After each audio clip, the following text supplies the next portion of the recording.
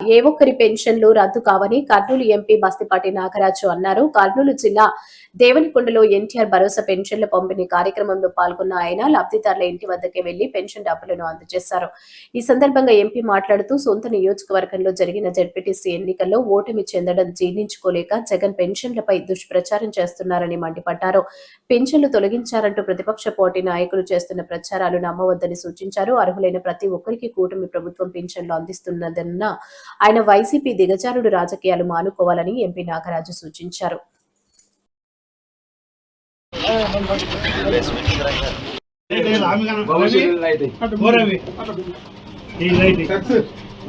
ఇప్పుడు నుంచి నీకు నెల 10,000 రూపాయలు వస్తాయి.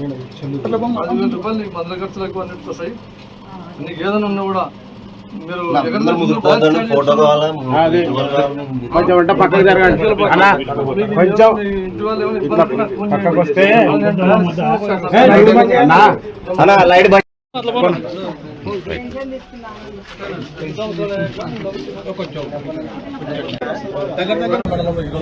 పెన్షన్ కార్యక్రమాన్ని పండుగ వాతావరణంలో జరుపుకోవడం జరిగింది.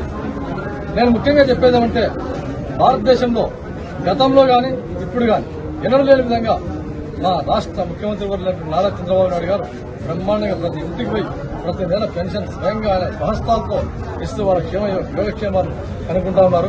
అందులో ఉంటే లోటుపాట్లు చిన్న చిన్న ఉంటాడో మళ్ళీ అప్లై చేసుకోవడం కూడా మన దాకా టైం ఇచ్చింది.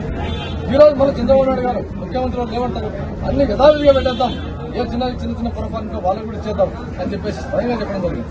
అంటే రాబోయే రోజుల్లో పెన్షన్ పెరగడం ఉంటుంది తప్ప పెన్షన్ తగ్గించకపోతే గంట ఎక్కడే.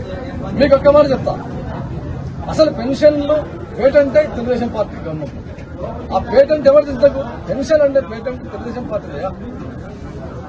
మీరు బాగా ఆలోచించండి. 2,000 చేశారు, 2,000 నుంచి 4,000 చేశారు. అది తెలుగుదేశం పార్టీ పేటెంట్. పెన్షన్ అనేది పెట్టిందే తెలుగుదేశం పార్టీ గవర్నమెంట్. వీళ్ళు పెన్షన్ తీసేశారని చెప్పేసి మీరు అనడం చాలా మూర్ఖత్వము. వీళ్ళు ఎందుకంటే వాళ్ళంతా ఆల్రెడీ ఓడిపోయి 11 సీట్లకు పరిమితమైపోయి మన లోకల్ బాడీ ఎలక్షన్స్ లో రాష్ట్రంతో యొక్క